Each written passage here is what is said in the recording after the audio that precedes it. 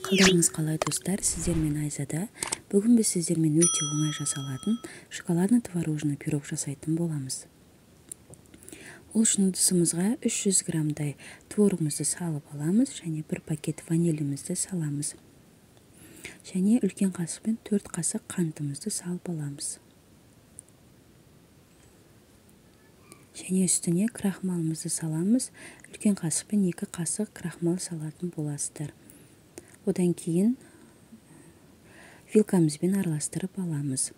Және сметана салатын боламыз. Сметананың проценті маңызды емес.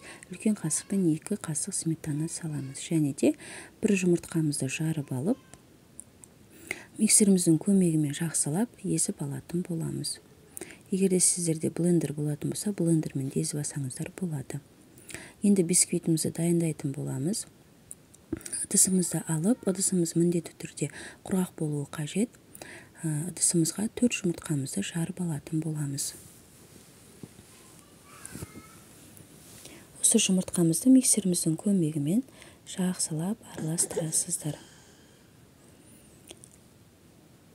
Қантымызды жайлап, бөліп салып араластыратын боласыздар. Сол кезде біздің массамыз өте пышный болып шығады.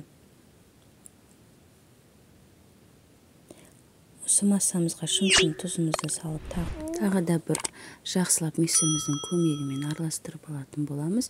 Және де 1 кесе сұйық майымызды құйып, тағы да бір араластырып алатын боламыз. Одан кейін 1,5 кружкадай ұнымызды саламыз. Және жарты кружка какаомызды саламыз.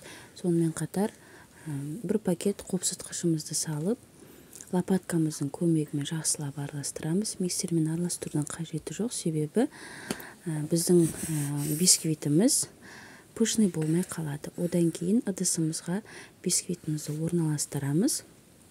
Және жаңағы творожный кремімізді деп атасақ та болады. Осындай консилерлік пакетімізге салып аламыз. Және де дәл видеодағындай барлығын осылай қойып шығасыздар. Барлығын осы видеодағындай жасап шығатын боласыздар. Одан кейін 180 градуста қызып тұрған пешімізге салып пісіріп алатын боламыз. Мінекей достар, біздің шоколадный творожный пирогымыз дайын болды. Міндетті түрде жасап көріңіздер. Оразаларыңыз қабыл болсын. Егерде видео ұнаса, маған тіркеліп, лайк басып, комментарий жазып кетіңіздер. Және де алдағы уақытта өте оңай жасалатын рецептермен міндетті түрде бөлісіп отыратын боламын. Рахмет.